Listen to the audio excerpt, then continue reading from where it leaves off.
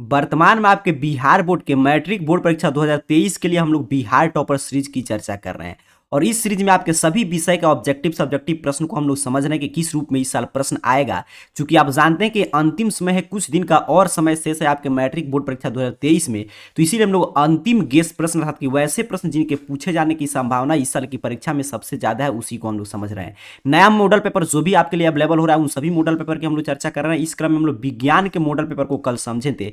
Daily evening में आपके लिए क्लास यहाँ पे बिहार टॉपर सीरीज में अपडेट किया जा रहा है। तो जो भी ये साइंस का आप देख रहे हैं मॉडल पेपर, हम लोग इसमें सभी विषय की चर्चा कर रहे हैं, लेकिन फिलहाल हम लोग साइंस के मॉडल पेपर लेकर समझ रहे हैं। यहाँ पे अगर जो भी छात्र इस चैनल से जुड़े होंगे, सब्सक्राइब करके रखे होंगे, उनको मालूम होगा कि शुरू से जो आप प्रश्न देख रहे हैं 40 प्रश्न, इसकी चर्चा हम लोग कल के क्लास में कर चुके हैं। अगर मान लीजिए आपका प्रश्न छूटा है, किसी कारण से आप क्लास को नहीं देख पाए हैं, चाहे बिहार टॉपर सीरीज का हर एक क्लास महत्वपूर्ण है, एक भी क्लास आपको नहीं छोड़ना है, क्योंकि इतना क्लास आप देख कर जाएंगे एग्जाम में एक भी प्रश्न इससे बाहर नहीं आएगा किसी भी विषय में। तो इसीलिए मैं आपके लिए लिंक दे दिया हूं डिस्क्रिप्शन बॉक्स में इस वीडियो का, या चैनल सब्सक्राइब करके जाइएगा, प्लेलिस्ट सेक्शन आप समझ रहे हैं वहां पे जाएंगे तो बिहार टॉपर सीरीज 2023 के नाम से आपको प्लेलिस्ट मिल जाएगा। उसमें भी सभी क्लासेज आप क्रम से देख सकते हैं। तो जो भी 40 प्रश्न देख रहे थे, अगर आप इस चैनल के सब्सक्राइबर हैं, डेली क्लास करते हैं, तो आपको मालूम है कि इसकी चर्चा हम लोग कल किए थे। 40 का पूरे विस्तार से हम लोग समझे थे कि किस प्रश्न का कौन सा आंसर होगा, क्यों सही होगा। अगर आप क्लास नहीं देखे होंगे तो लिंक डिस्क्रिप्शन बॉक्स में आप मैं दे दिया हूं, ये जैसे ही क्लासेस खत्म होगा वहां से जाकर देख लीजिएगा। तो चलिए आज इस मॉडल पेपर को समाप्त करेंगे। ऑब्जेक्टिव का पूरा 40 तक लोग समझ चुके थे, 41 से लेकर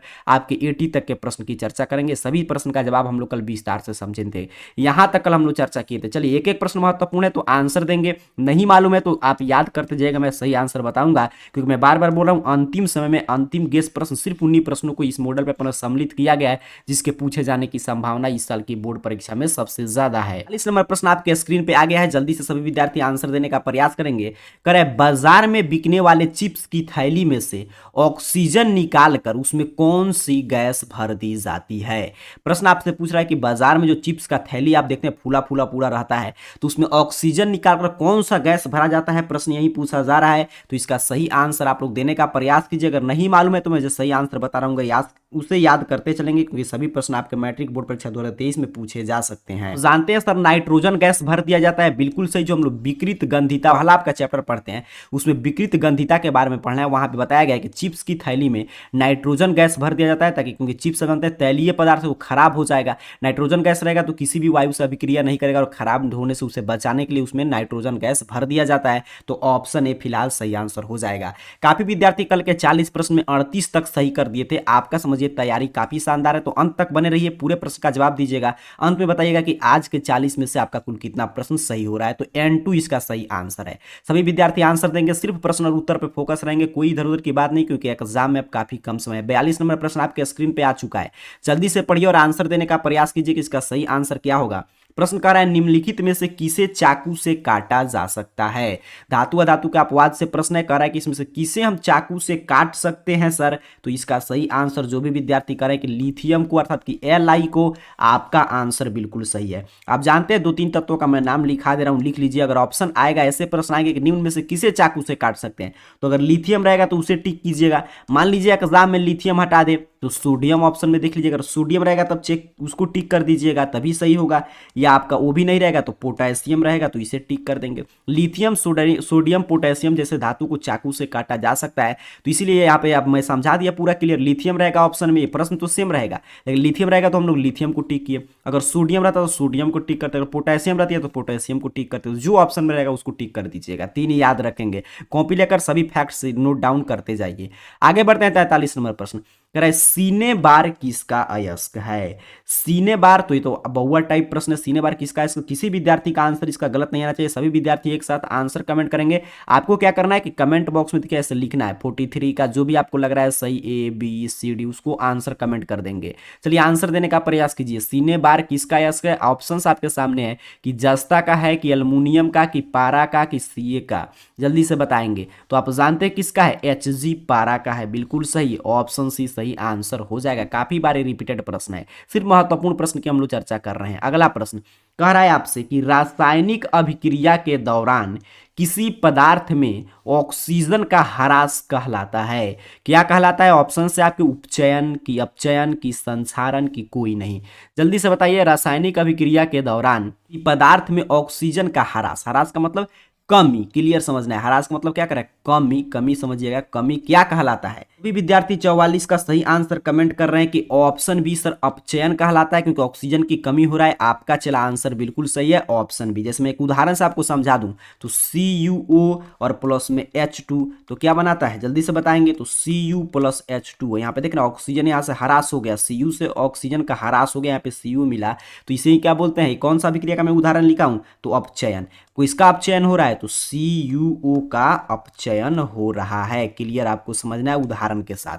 आगे बढ़ते हैं 45 नंबर प्रश्न। कह रहे एल्युमिनियम पर मोटी ऑक्साइड की परत चढ़ाने की या बनाने की प्रक्रिया कहलाती है। अल्युमिनियम पर मोटी ऑक्साइड की परत जो चढ़ा देते हैं उसे क्या कहते हैं, प्रश्न यही पूछा जा रहा है। तो 45 नंबर प्रश्न का सही आंसर देखते देखते आपको एग्जाम में आएगा, तो ऑप्शन बी टिक कर देंगे, एनोडीकरण, बिल्कुल सही।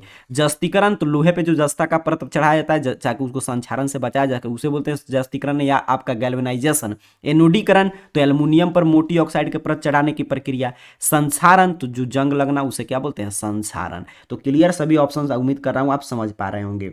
चलिए आगे बढ़ते हैं 46 नंबर प्रश्न। कह रहा है निम्नलिखित में कौन ऑक्सीकारक है, ध्यान से देखिएगा क्या पूछ रहा है। कह रहा है कौन ऑक्सीकारक है, ऑप्शंस आपके सामने है, जल्दी से बताएंगे कि यहाँ पे H2 होगा कि CuO की H2S की Mg, क्या होगा, आपको सही आंसर कमेंट करना है। ऑक्सीकारक, चलिए मैं आपको ध्यान से समझाता हूं, यहाँ पे ध्यान समझिएगा, इससे खूब प्रश्न आता है, मैं पूरा कॉन्सेप्ट आपको सिखा दे रहा हूं।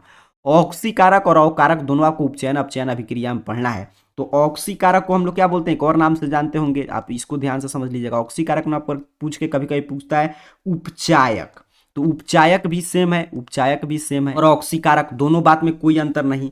तो इसमें क्या क्या आते हैं ऑक्सीकारक या उपचायक में, तो इसमें आता है OCl2, फिर आपका आता है I2, ये भी आयोडीन भी काम करता है, CuO, MgO, ZnO, फिर आपका आता है MnO2, ये सभी आपका उपचायक का काम करते हैं, MnO2, सभी नोट डाउन करेंगे। ऑक्सीकारक को उपचायक बोलते हैं, यहाँ पे OCl2, उसके बाद I2, CuO, MgO, ZnO, MnO2 सभी ऑक्सीकारक हैं, अर्थात कि उपचायक का कार्य करते हैं। इसमें से कोई ऑप्शन है तो बिल्कुल है CuO, तो यही सही आंसर कर देंगे, ऑप्शन बी 46 का। एक और प्रश्न पूछ सकता है ऑक्सीकारक नहीं पूछ के, अगर मान लीजिए आप जानते हो ऑक्सीकारक नहीं पूछेगा तो क्या पूछेगा, कहिएगा सर अवकारक पूछेगा। पूरा विस्तार से हम लोग समझ लेंगे, कोई प्रश्न इसके आसपास भी आएगा आपको गलत नहीं करना है। अवकारक पूछेगा तो अवकारक को हम लोग क्या बोलते हैं, जैसे इसको उपचायक तो उसको बोलते हैं अपचायक। इसमें क्या क्या आता है ये भी मैं आपको लिखा दे रहा हूं, C आता है, Na आता है, Mg आता है, फिर आपका H2S आता है, फिर आपका HCl आता है, H2 आता है। ये सभी क्या है, अवकारक के उदाहरण है। चलिए उम्मीद करो अब कोई भी प्रश्न एग्जाम में आएगा ऑक्सीकारक अवकारक से, कोई भी पूरा इतना ऑप्शन आप याद रखेंगे, गलत नहीं होगा। आगे बढ़ते हैं 46 नंबर प्रश्न। कह कौन सा कार्बन यौगिक सबसे अधिक अभिक्रियाशील है। काफी कॉन्सेप्ट पे प्रश्न प्राप्त हो रहा है, carbon and its compound chapter से प्रश्न है। कह रहा है कौन सा कार्बन यौगिक सबसे अधिक अभिक्रियाशील है। CH4 सही होगा कि C3H6 की C2H4 की C3H8। सभी विद्यार्थी आंसर देने का प्रयास करेंगे कि इस प्रश्न का सही आंसर क्या होगा 47 नंबर का। तो देखिए संतृप्त हाइड्रोकार्बन हम लोग जो पढ़ते हैं आपका कार्बन यौगिक में, एक पढ़ते हैं संतृप्त हाइड्रोकार्बन, क्या होता है आपका असंतृप्त हाइड्रोकार्बन, असंतृप्त हाइड्रोकार्बन, ध्यान से समझिएगा। अब संतृप्त हाइड्रोकार्बन में हम लोग बोलते हैं कि एक कम अभिक्रियाशील होता है, एक ऐसे होते हैं कम अभिक्रियाशील, और असंतृप्त हाइड्रोकार्बन अधिक अभिक्रियाशील होता है, ये आपको क्लियर समझना है। संतृप्त हाइड्रोकार्बन में क्या आता है, CH4, C2H6, फिर अपना C3H8, फिर अपना क्या आता है, एक और आता है C4H10। अब यहां पे देखिए इसमें क्या क्या आएगा, तो ये अधिक अभिक्रियाशील है, तो इसमें आता है आपका C2H4, C3H6, फिर अपना आता है कितना C4H8। तो यहाँ पे देखेंगे C4H8, तो यहाँ पे क्या हो गया, पर ऑप्शन हम ध्यान से देखें तो इसमें पहला हम लोग लिखा है C2H4, यहीं पे है, तो ऑप्शन सी सही आंसर हो जाएगा। यहाँ पे देखिए कार्बनिक यौगिक हाइड्रोकार्बन में दो तरह के पढ़ते हैं, एक संतृप्त एक असंतृप्त। संतृप्त हाइड्रोकार्बन जो होते हैं उसमें कम आपका वो कम अभिक्रियाशील होते हैं, उदाहरण यहाँ पे आपके सामने है। और संतृप्त हाइड्रोकार्बन अधिक अभिक्रियाशील होंगे, तो यही असंतृप्त था, तो यही हो जाएगा ऑप्शन सी सही आंसर 47 का। आगे बढ़ते हैं सर 48 नंबर प्रश्न की बात करेंगे। प्रश्न देखिए काफी शानदार शानदार मिल रहा है, एग्जाम के लेवल के प्रश्न हम लोग सिर्फ इस मॉडल पेपर में लिए हैं ताकि यहाँ से सीधे सीधे इस साल प्रश्न आएगा। तो ध्यान से क्लियर पूरा मैं ऑप्शन आपको सिखा दे रहा हूँ ताकि कोई भी अगर पढ़े हो या आप नहीं पढ़े हो आपको समझ में आएगा अगर ध्यान से अंत तक क्लास को देखते हैं तो। अब देखिए प्रश्न अगला क्या कह रहा है आपसे कि किसी कोष में इलेक्ट्रॉन की अधिकतम संख्या होती है, किसी भी कोष हो, चाहे के हो या एल हो या एम हो या एन हो, कोई भी कोष हो, उसमें अधिकतम संख्या इलेक्ट्रॉन का तो 2n², यही तो फॉर्मूला है 2n²। जैसे पहला कोष में कितना होगा, पहला कोष तो पहला कोष में यहाँ पे एक मान बैठाते हैं तो 2 एकम में 2 हो जाता है। दूसरा कोष यहाँ पे 2 मान बैठाएंगे तो 2 दूनी 4 दूनी 8 हो जाएगा। तीसरा में 18, 32, चौथा में 50, इसी तरह इसी क्रम में आगे बढ़ते जाएगा। एन का मान जो भी रखेंगे 1 2 3 4 5, तो इतना अधिकतम संख्या हो सकता है। जैसे पहला में अधिकतम 2 इलेक्ट्रॉन रह सकता है, दूसरे में 8, तीसरे में 18, तीसरे में चौथे में 32, पांचवा में 50, तो इसी रूप में बढ़ते जाएगा। क्योंकि यहाँ पे देखिए 5 हम लोग किया है तो 5 25 दूनी 50, तो ऐसे ही आप निकाल सकते हैं। फार्मूला क्या होता है 2n²। चलिए काफी शानदार, उम्मीद कर रहा हूं अब मैं क्लियर आपको समझा रहा हूं, आप समझते चल रहे हैं एक एक प्रश्न को। 49 नंबर प्रश्न अर्थात कि 49 नंबर प्रश्न कर रहा है डाई मिथाइल ईथर C2H6O, जो डाई मिथाइल ईथर होता है इसका यूपाक नेम पूछ रहा है, IUPAC नेम क्या होगा। तो इसका यूपाक नेम चूंकि पूछा है तो इसमें तो अगर आपको याद होगा तो जल्दी से आंसर दीजिए, नहीं मालूम है तो जो मैं सही आंसर बताऊंगा याद कर लीजिएगा। पर देखते हैं कितने तूफान लाल विद्यार्थी तूफान मचाते हुए इसका सही से आंसर कमेंट करते हैं कि di methyl ether methyl ether के C2H6O का IUPAC नाम इसमें से क्या है। तो 49 नंबर प्रश्न का जो भी विद्यार्थी कमेंट करें कि सर डी मिथॉक्सी मीथेन, आपका आंसर बिल्कुल सही हो जाएगा। नहीं मालूम था याद रखेंगे, ऑप्शन डी 49 का सही आंसर है। 50 नंबर प्रश्न देखिए कह रहे मेंडल ने मटर के कितने गुणों पर कार्य किया था। मेंडल ने मटर के कितने गुणों पर कार्य किया था, ऑप्शंस आपको दिखाई दे रहा है क्लियर, 7 की 2 की 3 की 4, तो 7 आप बायोलॉजी पढ़ेंगे तो 7 गुणों पर कार्य किया था, स्पष्ट रूप से लिखा गया है, तो ऑप्शन ए सही आंसर हो जाएगा 50 का। चलिए आगे बढ़ते हैं सर 51 नंबर प्रश्न कह रहा है ऑक्सीन है, ऑक्सीन या ऑक्सीन उसी को लिखा है, ऑक्सीन क्या है पूछ रहा है। तो आप जानते हो ऑक्सीन एक पादप हार्मोन है, बिल्कुल सही। तो 51 नंबर का सही आंसर हो जाएगा आपका ऑप्शन ए, पादप हार्मोन है और उसमें भी कैसा है, वृद्धि का नियंत्रण करने वाला हार्मोन है ऑक्सीन। आप पढ़े पादप हार्मोन है और वृद्धि का नियंत्रण करने वाला हार्मोन है, तो ऑप्शन ए सही आंसर कर देंगे। 52 नंबर प्रश्न की बात करते हैं। 52 नंबर प्रश्न अपने से कह रहा है कि श्वसन किस प्रकार की अभिक्रिया है। श्वसन जो है वो किस प्रकार की अभिक्रिया, उपचयन है कि संयोजन है कि ऊष्माक्षेपी है कि ऊष्माशोषी है। जल्दी से सही आंसर दीजिए, देखते हैं। एक तो काफी आसान प्रश्न है, कई बार रिपीट किया प्रश्न, आपको जरूर याद होगा कि श्वसन किस प्रकार की अभिक्रिया है, तो उपचयन है। काफी शानदार, ऑप्शन ए सही आंसर कर देंगे 52 का। आगे बढ़ते हैं सर 53 नंबर प्रश्न कह रहे हैं मेथेनोइक अम्ल का सामान्य नाम क्या है। मेथेनोइक अम्ल का सामान्य नाम क्या है, तो मेथेनोइक अम्ल का सामान्य नाम है फॉर्मिक अम्ल, बिल्कुल सही, जो चींटी के डंक में पाया जाता है मेथेनोइक अम्ल या फॉर्मिक अम्ल, तो ऑप्शन ए सही आंसर कर देंगे 53 नंबर प्रश्न का। चलिए आगे बढ़ते हैं, अपने 54 नंबर प्रश्न को समझते हैं। कह रहे धोबिया सोडा का रासायनिक सूत्र क्या है। देखिए ये प्रश्न मैं आपको एक बार पीछे भी बताया था जब मैं फिजिक्स केमिस्ट्री का एक और मॉडल पेपर की हम लोग चर्चा कर रहे थे, उसमें भी हम लोग चर्चा किए थे। तो ध्यान से देखकर सही आंसर देने का प्रयास कीजिए। ऑप्शंस चारों आपके सामने है कि कौन धोबिया सोडा का मतलब क्या कह रहा है, धोने वाला सोडा अर्थात कि वॉशिंग सोडा। वॉशिंग सोडा का सूत्र पूछ रहा है तो Na2CO3 10H2O होता है, तो ऑप्शन बी सही आंसर कर देंगे 54 नंबर प्रश्न का। पूरा नाम पूछेगा तो क्या होता है इसका, Na2CO3 10H2O का, तो यहाँ पे मैं लिख दे रहा हूँ, याद कर लीजिएगा। सोडियम Na2CO3 है तो सोडियम कार्बोनेट, और फिर क्या होता है आपका, तो डेकाहाइड्रेट, याद रखेंगे क्योंकि 10H2 है तो डेका 10 आ गया, H2O क्या बोलते हैं, हाइड्रेट, पिछले क्लास में मिला था, तो यहाँ पे जल है तो हाइड्रेट आएगा ही, तो सोडियम कार्बोनेट डेकाहाइड्रेट इसको पढ़ते हैं Na2CO3 10H2O वॉशिंग सोडा अर्थात कि धोने वाला सोडा, धोबिया सोडा के नाम से इसे जानते हैं। आगे बढ़ते हैं सर 55 नंबर प्रश्न कह रहा है He परमाणु के बाहरी कक्ष में कितने इलेक्ट्रॉन होते हैं, तो He हीलियम कितना होगा, 2, बाहरी कक्ष में 2, बिल्कुल सही, ऑप्शन बी सही आंसर हो जाएगा 55 का। काफी शानदार आंसर देते चलिए, कभी भी क्लास को आप देखें या नहीं तो नहीं मालूम है तो याद करते चलेंगे, सभी अंतिम गेस प्रश्न है। अब देखिए 56 नंबर प्रश्न क्या कह रहा है कि जल में घुलनशील भस्म क्या कहलाते हैं। आंसर देने का सभी विद्यार्थी प्रयास करेंगे कि जल में घुलनशील भस्म क्या कहलाते हैं, प्रश्न अपने से यही पूछा जा रहा है, तो ये आंसर दीजिए। देखिए बिहार टॉपर सीरीज में आपको काफी क्लास करा चुका हूं, मैथ जिनका वीक है वो भी मैथ के के क्लासेस देखकर बिल्कुल अच्छा स्कोर कर सकते हैं। हर एक विषय का क्लासेस आपके लिए आएगा एग्जाम तक, तो चैनल को सब्सक्राइब करके रखेंगे। डेली एग्जाम तक क्लास कीजिए, इवनिंग में एक नया क्लास अपडेट होता है। पूरा क्लास का लिंक आपको देखना है कि बिहार टॉपर सीरीज के सभी वीडियोस देखकर अगर आप नोट्स बना लेते हैं तो कोई प्रश्न इससे बाहर नहीं आएगा। तो उसके लिए मैं पूरा जो भी बिहार टॉपर सीरीज में क्लास कराया हूँ लिंक आपको डिस्क्रिप्शन बॉक्स में दिया हूँ। इस चैनल के नीचे आप डिस्क्रिप्शन बॉक्स में जाइएगा, पूरा प्लेलिस्ट का लिंक मिल जाएगा, सभी विषय की क्लास आप देखकर अपनी तैयारी कर सकते हैं। जल में घुलनशील भस्म क्या कहलाते हैं, प्रश्न यही पूछा जा रहा है। तो सही आंसर काफी विद्यार्थी मैं देख रहा हूँ ऑप्शन ए कमेंट किए क्षार, आपका चला आंसर बिल्कुल सही है। क्षार के बारे में हम लोग पढ़ते हैं कि सभी क्षारक जल में विलय नहीं होते, सभी क्षारक जल में विलय नहीं होते, जबकि सभी क्षार जल में विलय होते हैं। यही पूछा था जल में घुलनशील भस्म क्या कहलाएगा, क्षार। क्योंकि हम क्या, मैंने फिर से मैं आपको बता दे रहा हूँ कि सभी क्षारक जल में विलय नहीं होते, लेकिन सभी क्षार जो है जल में विलय होते हैं। इसलिए हम लोग कहते हैं कि सभी क्षारक क्षार नहीं होते, लेकिन सभी क्षार क्षारक होते हैं। तो इस ऐसा आप क्षार और क्षारक में अंतर पढ़े होंगे, तो ऑप्शन ए 56 का सही आंसर कर देंगे। 57 नंबर प्रश्न कह रहा है आपसे कि ऑक्जेलिक अम्ल का प्राकृतिक स्रोत निम्नलिखित में से कौन है।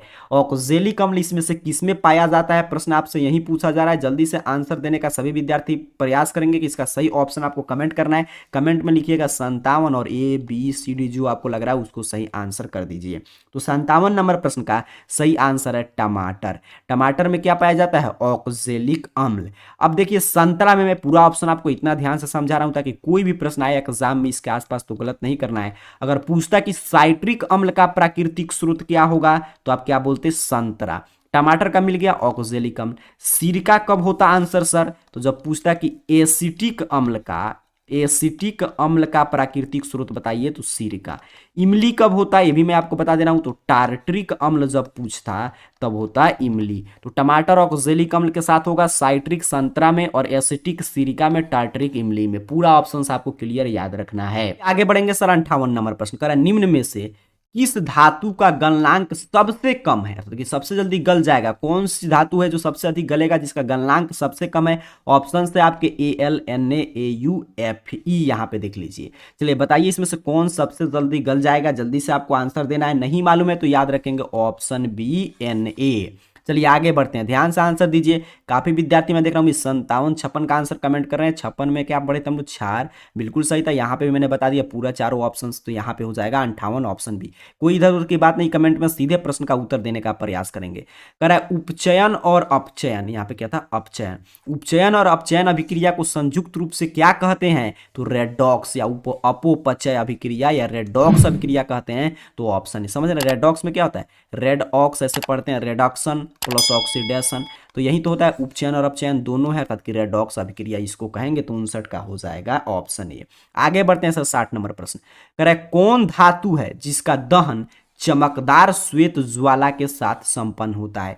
तो ये तो जब हम लोग केमिस्ट्री पढ़ते हैं पहले चैप्टर में, रासायनिक अभिक्रिया और समीकरण में, उसी में पढ़ने को मिलता है कि मैग्नीशियम का एक गुण है कि जिसका दहन जो है चमकदार श्वेत ज्वाला के साथ संपन्न होता है। तो ऑप्शन सी सही आंसर कर देना है 60 नंबर प्रश्न का। एक ऑप्शन समझा दे रहा हूं ताकि आपको कोई भी दिक्कत नहीं रहे एग्जाम में। पूरा क्लास आप देखिए एग्जाम तक, आपको एग्जाम में कोई भी ऐसा प्रश्न नहीं होगा जिसकी चर्चा हम लोग नहीं किए हैं, क्योंकि देखिए मैं पूरा इसके आसपास के भी प्रश्न की समझा दे रहा हूं ताकि कोई दिक्कत नहीं हो। अब 61 नंबर प्रश्न से बायोलॉजी का प्रश्न मिल रहा है, कह रहा है कर्माकुंचक गति कहाँ पाई जाती है। ऑप्शन से आपके कि मांसपेशी में, कि हार नाल में, कि हृदय में, कि इनमें से सभी। देखते हैं कितने विद्यार्थी सही सही आंसर दे पाते हैं कि कर्माकुंचक गति कहाँ पाया जाता है। तो आहार नाल में। कहाँ पाया जाता है सर, आहार नाल में। ऑप्शन बी सही आंसर कर देंगे 61 का। 62 नंबर प्रश्न कह रहा है टैनिन मुख्यतः कहाँ जमा होता है। टैनिन जो है मुख्यतः कहाँ जमा होता है, प्रश्न यही पूछा जाता है। तो यहाँ पे देखिए टैनिन, गोद, रेजिन, ये सभी क्या है, तो आपके पौधे के उत्सर्जन पदार्थ है। जो उत्सर्जी पदार्थ जो होता है वो कुछ वृक्ष में, कुछ जाइलम में, कहीं कहीं कुछ जड़ में जमा रहता है। तो पूछ रहा है कि टैनिन कहाँ पे जमा होता है, तो वृक्ष की छाल में। याद रखेंगे ऑप्शन ए। टैनिन क्या है, तो इसका उपयोग हम लोग चर्म शोधन में और आपका औषधि के रूप में भी करते हैं, और ये वृक्ष के छाल में पाया जाता है। तो चर्म शोधन और औषधि के रूप में इसका उपयोग होता है टैनिन का। आगे बढ़ते हैं 63 नंबर प्रश्न कह रहा है हृदय का पेस मेकर कहते हैं। काफी नया प्रश्न मिल गया, काफी शानदार, इस साल के सबसे VVI प्रश्न है। हृदय का पेस मेकर किसे कहते हैं, यही प्रश्न पूछा जा रहा है। याद रखेंगे, नहीं मालूम था तो SA नोड को कहते हैं। बिल्कुल सही, SA नोड को हम लोग क्या बोलते हैं, हृदय का पेसमेकर, तो ऑप्शन ए के साथ सही आंसर चला जाएगा। 64 नंबर प्रश्न कह रहा है कि एक सामान्य मनुष्य में हृदय धड़कन की गति कितनी होती है। देखिए कितना शानदार शानदार प्रश्न आपको मिल रहा है। जल्दी से इस प्रश्न का सही आंसर देने का प्रयास करेंगे सभी विद्यार्थी कि एक सामान्य मनुष्य में हृदय धड़कन की गति होती है तो 70 से 80 मिनट प्रति मिनट होता है। बिल्कुल सही, ऑप्शन सी। सामान्य मनुष्य में अगर वो विराम की अवस्था में तो लगभग 70 के आसपास रहता है, तो इसलिए 70 से 80 हम लोग टिक किए। अगर वो दौड़ रहा है या व्यायाम कर रहा है तो 150 तक जा सकता है। तो ये क्लियर आपको समझना है। दौड़ने और व्यायाम करने की स्थिति में तो 150 के आसपास, और सामान्य स्थिति में 70 से 80 प्रति मिनट। तो ऑप्शन सी सही आंसर कर देंगे। 65 नंबर प्रश्न कर रुधिर चाप नियंत्रण होता है। रुधिर चाप किस ग्रंथि के द्वारा नियंत्रित होता है। यहाँ पे हार्मोन के नाम दिया गया है, जल्दी से बताएंगे। रुधिर चाप जो होता है कहाँ से नियंत्रित होता है, प्रश्न यही पूछा जा रहा है। तो एड्रीनल द्वारा, बिल्कुल सही, एड्रीनल द्वारा पूरा रुधिर चाप के नियंत्रण का कार्य यही करता है। तो ऑप्शन सी सही आंसर कर देंगे। 66 नंबर प्रश्न है कौन सा पादप हार्मोन पत्तियों के मुरझाने के लिए उत्तरदायी है। पूरा आपके जीव विज्ञान के चैप्टर वाइज प्रश्न आ रहे हैं, एग्जाम में भी इसी लेवल के इसी रूप में प्रश्न आएगा। नहीं मालूम है तो कोई चिंता की बात नहीं, पर्याप्त समय डेली क्लास कीजिए, जो भी प्रश्न आ रहा है उसे याद कर लेंगे, कोई दिक्कत नहीं होगा एग्जाम में। कौन सा हार्मोन पत्तियों के मुरझाने के लिए उत्तरदायी है, प्रश्न यही पूछा जा रहा है। तो जो भी विद्यार्थी ऑप्शन ए कमेंट किए ऑक्सीजन, आपका आंसर बिल्कुल सही है। आगे बढ़ते हैं 67 नंबर प्रश्न करें पत्तियों में गैसों का आदान प्रदान कहाँ होता है। पेड़ पौधा के जो पत्ती होते हैं उसमें गैस का आदान प्रदान कहाँ से होता है, प्रश्न यही पूछा जा रहा है। तो ये प्रश्न में हम लोग कई बार चर्चा की, आपको मालूम होगा रंध्र से। रंध्र का काम क्या होता है, गैसों का आदान प्रदान करना। तो ऑप्शन बी, जल्दी जल्दी आंसर दीजिए। अभी 66 पे है, काफी विद्यार्थी 67 पे हम लोग पहुंच चुके हैं। सभी विद्यार्थी सिर्फ प्रश्न और उत्तर पे फोकस रहेंगे और सही ऑप्शंस कमेंट करते चलिए, नहीं मालूम है तो याद करते चलेंगे। आगे बढ़ते हैं सर 68 नंबर प्रश्न कर रहा है पीत रस कहां से स्रावित होता है। जल्दी से बताएंगे पीत रस जो है वो कहां से स्रावित होता है। तो यकृत से, याद रखना है यकृत, लीवर से। ऑप्शन बी सही आंसर कर देंगे 68 का। आगे बढ़ते हैं सर 69 नंबर प्रश्न कर कवक में पोषण की कौन सी विधि पाई जाती है। सभी बायोलॉजी से प्रश्न है, सभी शानदार प्रश्न इस साल की बोर्ड परीक्षा 2023 के लिए। कवक में पोषण की कौन सी विधि पाई जाती है सर, तो मृतजीवी, बिल्कुल सही, ऑप्शन ए हो जाएगा सही आंसर। 70 नंबर प्रश्न करें समजात अंगों का उदाहरण है। समजात अंग का उदाहरण इसमें से कौन है, तो हमारा हाथ और कुत्ते का अग्रपाद समजात अंग का उदाहरण है। तो ऑप्शन ए सही आंसर कर देना। ये तो बहुत बार रिपीट किया है प्रश्न की समजात अंग तो हमारा हाथ और कुत्ते का अग्रपाद। तो ऑप्शन ए सही आंसर करेंगे। 71 नंबर प्रश्न करें प्रतिवर्ती चाप कहाँ बनते हैं। देखिए कितना शानदार प्रश्न है, प्रतिवर्ती चाप कहाँ बनते हैं, प्रश्न यही पूछा जा रहा है। ऑप्शन है मस्तिष्क में, कि न्यूरॉन में, कि मेरुरज्जु में, कि डेंड्रॉन में। जल्दी से बताइए, आपके सामने प्रश्न है, मैं पूरा प्रश्न आपको क्लियर दिखा दे रहा हूं। ऑप्शंस आपके सामने है, तो आंसर अगर जो भी छात्र कर दिए ऑप्शन सी मेरुरज्जु में, तो आपका आंसर बिल्कुल सही है। चलिए, क्योंकि पूछा था प्रतिवर्ती चाप कहाँ बनते हैं, देखिए प्रश्न यही पूछा गया था। आगे बढ़ते हैं सर 72 नंबर प्रश्न। 72 नंबर प्रश्न कह रहा है कि सामान्य अनुसूथिलन रक्तदाब होता है। ब्लड प्रेशर सामान्यतः पूछा जा रहा है, तो हम लोग ऐसे पढ़ते हैं 120/80 mm पारे के बराबर, बल्कि Hg के बराबर होता है। तो क्या पूछा, सामान्य अनुशीतलन दाब, तो 80 mm है, बिल्कुल है, ऑप्शन ए सही आंसर कर देंगे 72 नंबर प्रश्न का। आगे बढ़ते हैं सर 73 नंबर प्रश्न कह रहे निम्न में कौन एक उभयलिंगी जंतु है। उभयलिंगी जंतु कौन है, केंचुआ होगा, कि कुत्ता होगा, कि बिल्ली होगा, कि बकरी होगा। जल्दी से सही आंसर दीजिए कि इसका सही आंसर क्या होगा 73 नंबर प्रश्न का। जो भी विद्यार्थी कह रहे हैं कि सर केंचुआ एक उभयलिंगी जंतु है, आपका चला आंसर बिल्कुल सही है। समझिए आप इस चैनल के तूफानी लाल विद्यार्थी बन चुके हैं, आप डेली चैनल को सब्सक्राइब करके क्लास देख रहे हैं, आपसे इसी तरह एग्जाम में भी कोई प्रश्न गलत नहीं होगा, ऑप्शन ए। आगे बढ़ते हैं 74 नंबर प्रश्न कह रहा है पुष्पी पौधों में लैंगिक जनन होता है। पुष्पी पौधे में लैंगिक जनन कहाँ पे होता है, पत्तियों द्वारा, कि फूलों द्वारा, कि तन्ना द्वारा, कि कोई नहीं। क्या होगा सही आंसर, तो फूलों द्वारा, बिल्कुल सही, ऑप्शन बी। पुष्पों में, पुष्पी पौधों में लैंगिक जनन फूलों के द्वारा होता है, क्योंकि इसी में आप जानते हैं पुंकेसर जो नर भाग है, फिर आपका स्त्री केसर जो मादा भाग है पाया जाता है, तो इसी के द्वारा होगा। तो ऑप्शन बी सही आंसर कर देंगे। 75 नंबर प्रश्न निम्न में से कौन एक लिंगी पुष्प है। एक लिंगी पुष्प, यहाँ पे प्रश्न क्रिएट हुआ है, देखिए एक लिंगी पुष्प कौन है। यहाँ पे ऑप्शंस चारों आपके सामने, जल्दी से बताइए इसका सही आंसर क्या होगा। एक लिंगी पुष्प के उदाहरण में आप पपीता पढ़ते हैं, तो यहीं पे दिया गया पपीता का पुष्प, तो ऑप्शन सी सही आंसर हो जाएगा। 76 नंबर प्रश्न कह रहे निम्न में से कौन बौने पौधों को दर्शाता है। फिर मेंडल का प्रयोग है, जो मेंडल ने मटर के पौधे पर प्रयोग किया था, संस्करण किया था। तो वही करें कि बौना, तो यहाँ पे देखिए लंबा पौधा है और फिर यहाँ पे बौना पौधा का गुण है, ऐसे माना था उसने संकेत में। तो सबसे करें बौना पौधा, तो जो छोटा टीटी होगा वही शुद्ध बौना पौधा, तो ऑप्शन सी सही आंसर कर देंगे 76 का। आगे बढ़ते हैं 77 नंबर प्रश्न कह रहे मेरू रज्जु निकलता है। मेरू रज्जु कहाँ से निकलता है सर, प्रश्न अपने से यही पूछा जा रहा है। तो 77 का सही आंसर है ऑप्शन डी मेंडुला से। कहाँ से निकलेगा, मेंडुला से। आंसर सही हो जाएगा ऑप्शन डी 77 का। आगे बढ़ते हैं 78 नंबर प्रश्न कह रहा है एक कोशिकीय शैवाल में जल का परिवहन डैश द्वारा होता है। एक कोशिकीय शैवाल में जल का परिवहन किसके द्वारा होता है, प्रश्न यही पूछा जा रहा है। तो इसका सही आंसर है ऑप्शन बी विसरण क्रिया द्वारा। याद रखेंगे क्या पूछा था, एक कोशिकीय शैवाल में जल का परिवहन डैश डैश, तो विसरण के द्वारा होगा। तो ऑप्शन बी सही आंसर कर देंगे। 79 नंबर प्रश्न कह रहा है मस्तिष्क उत्तरदायी है। मस्तिष्क किस काम के लिए उत्तरदायी है, तो सोचने के लिए भी है, हृदय स्पंदन के लिए, शारीरिक संतुलन के लिए। तो ऑप्शन डी इसलिए दिया गया है, सभी के लिए सही आंसर कर देना है आपको। काफी शानदार। आगे बढ़ते हैं 80 नंबर प्रश्न कह रहा है ग्लूकोज के कार्बन परमाणु में कितने अणु होते हैं। तो ऐसे हम लोग पढ़ते हैं C6H12O6 ग्लूकोज के कार्बन परमाणु तो 6, ऑक्सीजन परमाणु तब भी 6। तो ऑप्शन डी सही आंसर कर देंगे 80 नंबर प्रश्न का। चलिए नीचे कमेंट बॉक्स में जरूर बताइएगा कि आज के 40 में से हम लोग को जो भी 41 से लेकर 80 तक की चर्चा की उसमें से आपने कुल कितने प्रश्न का सही सही जवाब दिया। उसके साथ अगर पीछे कोई भी क्लास छूटा हुआ तो लिंक डिस्क्रिप्शन बॉक्स में, वहां पे आप जाकर देख सकते हैं। इसका रिवीजन कीजिए बार बार देखकर। आप सभी को बहुत बहुत धन्यवाद।